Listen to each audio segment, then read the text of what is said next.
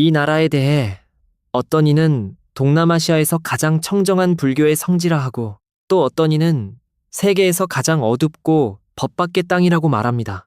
역사상 가장 처참하게 폭격당한 나라로 기록되기도 했고 전 세계적으로 악명 높은 도박과 마약의 특구로 불리기도 합니다. 바로 라오스. 우리가 흔히 라오스라고 부르는 그 나라입니다. 과연 이 나라는 어떤 모습일까요? 험난한 오지일까요? 아니면 세상과 동떨어진 낙원일까요? 오늘 이 깊이 있는 이야기 속에서 저는 여러분을 라오스의 진짜 삶 속으로 데려가 이 신비로운 이웃나라에 관한 충격적인 사실 15가지를 낱낱이 밝혀드리겠습니다. 이 영상을 다 보고 나면 세상을 바라보는 여러분의 퍼즐에 새로운 한 조각이 더해질지도 모릅니다. 먼저 가장 무거운 꼬리표부터 이야기해야 할 것 같습니다. 가장 죄악스러운 나라라는 말은 결코 근거 없는 소리가 아닙니다. 이 말은 라오스, 태국, 미얀마 세 나라가 맞닿는 삼각지대, 바로 그 유명한 황금의 삼각지대를 직접 가리킵니다. 첫 번째 충격적인 사실은 이곳이 한때 세계 최대의 아편 산지였다는 것입니다.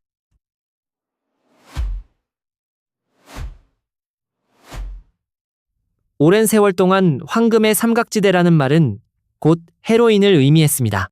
그 핵심 지역인 라오스에서는 산마다 농작물 대신 양귀비꽃이 가득 피어났습니다. 지금은 정부가 강력하게 단속하고 대체 작물 재배를 장려하고 있지만 일부 외딴 산간 지역에서는 여전히 그 어두운 꽃이 조용히 피어나고 있습니다. 게다가 새로운 합성 마약의 등장으로 이곳의 지하 네트워크는 여전히 소름 돋을 만큼 활발하게 움직이고 있습니다.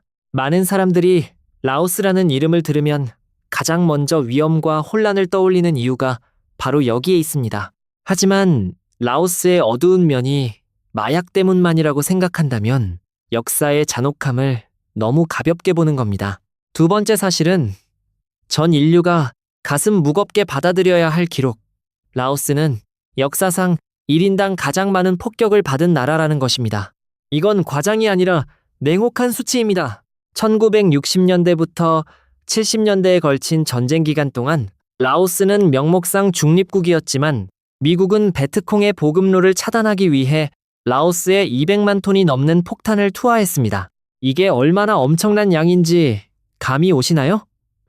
무려 9년 동안 8분마다 폭탄을 가득 실은 전투기 한 대가 라오스 하늘 위에서 폭격을 퍼부은 것입니다. 24시간, 쉬지 않고 꼬박 9년간. 지금도 라오스 땅 속에는 8천만 개에 달하는 불발탄, 즉 UXO가 묻혀 있습니다. 이 사실은 세 번째 진실로 곧장 이어집니다. 라오스 사람들이 가장 가슴 아프게 안고 사는 현실. 바로 라오스에서 농사를 짓는다는 것은 목숨을 거는 일이라는 겁니다. 호미질 한번 잘못했다가는 고구마 대신 베트남전 당시 미군이 남긴 집속탄이 나올 수 있습니다. 매년 수백 명의 라오스 사람들이 이 전쟁의 잔재를 잘못 건드려 손발을 잃거나 목숨을 잃습니다. 라오스를 여행하다 보면 폭탄 껍데기로 만든 화분, 밥그릇, 심지어 집 기둥을 마주치게 됩니다. 이걸 보고 독특한 파바트네라고 감탄하지 마세요.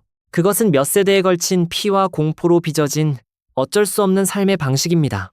무거운 역사 이야기는 잠시 접어두고 이제는 라오스의 독특한 지리와 문화로 시선을 돌려볼까요? 네 번째 사실. 라오스는 동남아시아에서 유일한 내륙 국가입니다. 이게 무슨 의미냐고요? 바다가 없다는 뜻입니다. 해양 무역이 세계 경제를 쥐고 흔드는 오늘날. 이건 말 그대로 최악의 출발 조건입니다. 항구도 없고 수출입은 오롯이 이웃나라의 눈치를 봐야 하며 물가는 치솟고 발전은 더딥니다. 하지만 라오스 사람들에게는 그들만의 생존 철학이 있습니다. 우리에겐 바다 대신 어머니의 강이 있다고 그들은 말합니다. 메콩강은 라오스를 굽이굽이 흐르며 이 땅을 살찌웁니다. 내륙국이라는 특성 덕분에 이곳의 삶은 놀랄 만큼 느리게 흘러가고 독특한 고립의 정서 속에 매우 원시적인 풍경을 고스란히 간직하고 있습니다. 다섯 번째 사실은 가난에 대한 여러분의 편견을 산산이 부술지도 모릅니다. 라오스는 유엔이 지정한 최빈국 중 하나이지만 이 나라의 맥주는 세계 수준입니다. 비어라오. 비어라오는 타임지가 아시아 최고의 맥주 중 하나로 선정한 바 있습니다. 라오스에서는 부자든 가난한 이든 기쁠 때나 슬플 때나 비어라오 한 병으로 못 해결할 일이 없습니다. 이 맥주는 라오스 최고의 제스민 쌀과 독일산 효모로 만들어 깊고 풍부한 맛을 자랑합니다. 동남아의 뜨겁고 습한 오후, 길거리 노점에서 차갑게 식힌 비어라오 한 병을 기울이는 것은 현지인들의 가장 흔한 낙이자 그들의 낙천적인 삶의 태도를 그대로 보여주는 장면입니다. 쌀 이야기가 나왔으니 6번째 사실은 정말 의외일 겁니다. 라오스 사람들은 세계에서 찹쌀을 가장 많이 먹는 민족입니다. 단연 1위입니다. 우리에게 찹쌀은 떡이나 주먹밥 재료쯤으로 여겨지지만 라오스에서 찹쌀은 주식입니다. 1인당 연간 찹쌀 소비량이 무려 170kg에 달합니다. 라오스 사람들은 스스로를 찹쌀의 자녀라고 부르며 젓가락 대신 손으로 찹쌀을 한 덩이 뭉쳐 매우 매운 양념 소스에 찍어 먹습니다. 이런 식습관 덕분에 이들은 놀라운 포만감 지속력을 갖게 되었고 독특한 식탁 문화도 자연스럽게 형성되었습니다. 7번째 사실은 신비로운 이야기입니다. 라오스의 퐁사반에는 거대한 항아리들이 널려있는 항아리 평원이 있습니다. 수천 개의 거대한 돌 항아리가 평야에 흩어져 있으며 가장 큰 것은 무게가 6톤에 달합니다. 이 항아리들은 대체 무엇에 쓰였을까요? 지금까지도 그 용도는 수수께끼로 남아 있습니다. 고대의 군사들을 위해 술을 빚던 곳이라는 설도 있고 시신을 안치하던 석관이라는 설도 있습니다. 이 항아리들은 영국의 스톤헨지만큼이나 신비롭지만 주변에 수많은 불발탄이 묻혀 있어 아직도 많은 구역이 관광객에게 개방되지 못하고 있습니다. 이것이 이 장소에 공포와 신비의 베일을 더욱 짙게 드리우고 있습니다. 8번째 사실은 라오스 특유의 시간 감각에 관한 것입니다. 성격이 급하신 분이라면 라오스에서 멘붕을 겪을 수도 있습니다. 이 나라의 영문 약자는 라오피디알인데 공식 명칭은 라오 인민민주공화국이지만 외국인 여행자와 현지인들 사이에서는 Please don't rush, 제발 서두르지 마세요를 뜻한다는 우스갯소리가 있을 정도입니다. 이곳에서 버스가 한두 시간 늦는 건 일상이고 식당에서 음식이 나오기까지 30분을 기다리는 건 기본입니다. 라오스 사람들의 일처리 방식은 한마디로 될 대로 되라 식입니다. 이 느림은 게으름이 아니라 뼛속 깊이 배어있는 초탈한 삶의 태도입니다. 그들이 보기에 불안해한다고 문제가 해결되는 건 아닙니다. 차라리 앉아서 커피 한 잔 홀짝이며 메콩강의 노을을 바라보는 게 낫다는 거죠. 커피 이야기가 나왔으니 9번째 사실입니다. 라오스는 사실 숨겨진 커피 강국입니다. 프랑스 식민지 시절의 역사 덕분에 라오스 남부의 볼라벤 구원은 커피 재배에 더없이 적합한 화산성 토양을 갖추고 있습니다. 이곳에서 생산되는 커피 원두는 품질이 매우 뛰어나 라오스의 주요 수출 품목 중 하나입니다. 라오스 거리를 걷다 보면 프랑스식 바게트 샌드위치와 진하고 달콤한 라오스 아이스커피가 어디서나 눈에 띄는 국민 아침 메뉴입니다. 동남아시아의 정치와 프랑스식 낭만이 뒤섞인 이 조합은 묘한 시공간의 착각을 불러일으킵니다. 10번째 사실은 신앙에 관한 이야기입니다. 라오스에서 새벽 탁발은 매일의 필수적인 의식입니다. 날이 밝아올 즈음이면 주황색 가사를 걸친 스님들이 긴 줄을 지어 맨발로 거리를 걸어 지나갑니다. 신도들은 길가에 무릎을 꿇고 경건하게 준비한 찹쌀밥을 스님의 바로에 담아드립니다. 이것은 관광용 공연이 아닌 수백 년간 이어져 내려온 삶의 방식입니다. 라오스에서 남자는 일생에 적어도 한 번 출가를 경험해야 하는데 기간의 길고 짧음에 관계없이 부모님의 은혜에 보답하는 의미를 담고 있습니다. 이처럼 짙은 불교 분위기 덕분에 라오스의 사회 치안은 동남아시아에서 비교적 온화한 편입니다. 사람들은 낮은 목소리로 조용히 이야기하고 길에서 싸우는 모습은 좀처럼 보기 어렵습니다.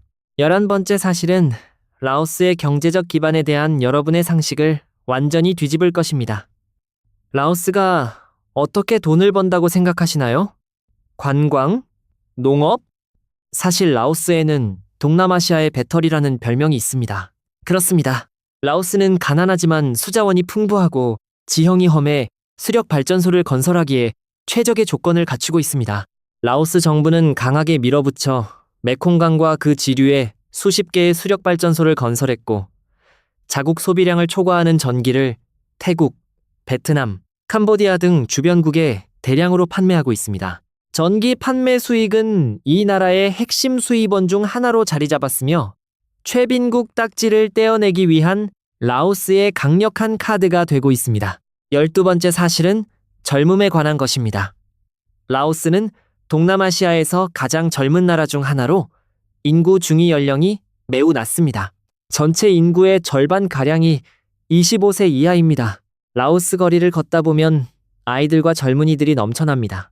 이것은 이 나라가 거대한 노동력 잠재력을 품고 있다는 뜻이기도 하지만 동시에 교육과 고용이라는 엄청난 압박에 직면해 있다는 의미이기도 합니다. 스마트폰을 손에 들고 틱톡을 스크롤하며 바깥 세상에 대한 열망으로 눈을 빛내는 이 젊은이들. 그들이 라오스 미래의 변수이자 희망입니다. 한재의 애선인대 이론에대와 13번째 사실은 논란과 희망이 공존하는 중국 라오스 철도 이야기입니다.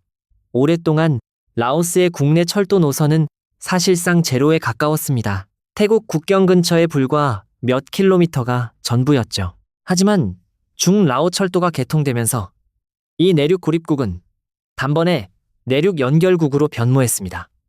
예전에는 국경에서 수도 비엔티안까지 차로 며칠씩 산길을 달려야 했지만 이제는 기차로 불과 몇 시간이면 닿을 수 있습니다. 이 철도는 라오스 사람들의 이동 방식을 바꿨을 뿐만 아니라 라오스 농산물이 더 빠르게 팔려나갈 수 있는 길을 열어주었습니다. 서방 미디어에서는 부채 함정이니 뭐니 떠들어대지만 라오스 현지 과일 상인들에게 물어보면 이 길이야말로 진짜 생명줄이라고 말할 겁니다. 14번째 사실은 라오스만의 독특한 생태 관광입니다. 라오스 북부에는 긴팔 원숭이 체험이라는 여행 프로그램이 있습니다. 수십 미터 높이의 나무 위 오두막에서 숙박하며 매일 짚라인을 타고 원시림 사이를 누비며 희귀한 긴팔 원숭이를 찾아 떠나는 여정입니다. 이것은 평범한 관광이 아닙니다. 세계에서 가장 높은 트리하우스 호텔입니다. 에어컨도 온수도 없고 벌레도 많아 조건이 열악하지만 진정으로 대자연 속에 녹아들고 세상과 단절되는 그 경험에 수많은 유럽과 미국의 배낭여행자들이 앞다퉈 찾아옵니다. 이것은 라오스 관광산업의 방향성을 잘 보여줍니다. 화려한 럭셔리를 쫓는 게 아니라 날 것 그대로의 자연 속 탐험을 내세우는 것입니다. 마지막으로 15번째 사실은 가장 깊이 생각하게 만드는 이야기입니다. 바로 라오스 사람들의 행복감입니다.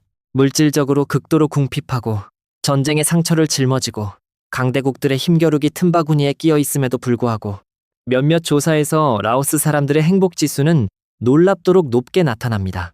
이 행복은 무언가를 가져서 오는 게 아닙니다. 억지로 얻으려 하지 않는 데서 옵니다. 찹쌀밥 한 그릇, 시원한 맥주 한 잔, 가족과 함께하는 한 번의 모임으로 충분히 만족합니다. 경쟁과 불안에 찌든 우리 현대인의 눈에 이런 족함을 아는 마음가짐은 사치스러운 초능력처럼 느껴지기까지 합니다. 그렇다면 처음으로 돌아가 다시 묻겠습니다. 라오스는 정말 가장 죄악스러운 나라일까요? 이 15가지 사실을 깊이 들여다보고 나면 죄악은 아마도 국경지대의 어두운 구석이나 역사의 상처 속에 존재할지 모르지만 라오스 땅의 99%에서 평범한 마을과 사원들 사이에서 여러분이 마주치게 되는 것은 끈질긴 생명력입니다. 고난 속에서도 꽃을 피워내는 낙관이라는 것입니다. 이 땅에는 폭탄에 찢긴 과거도 있고 지금 이 순간 빠르게 달려가는 열차도 있습니다. 황금의 삼각지대가 드리우는 어둠도 있고 새벽 탁발의 성스러운 빛도 있습니다. 라오스는 완벽하지 않습니다. 어딘가 낡고 허름하기도 합니다. 하지만 그 진솔함이 가슴을 먹먹하게 하고 그 고요함이 부럽기도 합니다. 도시의 소음과 번잡함에 지쳐 영혼을 좀 쉬게 해줄 곳을 찾고 있다면 라오스로 떠나보세요. 자극적인 꼬리표들만 바라보지 말고 길가에 앉아 커피 한 잔 마시며 메콩강을 멍하니 바라보세요. 그러면 삶 본래의 모습이 생각보다 훨씬 많은 치장을 필요로 하지 않는다는 걸 느끼게 될지도 모릅니다. 자, 이것으로 오늘 라오스에 관한 이야기를 모두 마칩니다. 이 세상은 넓고 모든 땅에는 저마다의 이야기가 있습니다. 다음 시간에 또 만나요.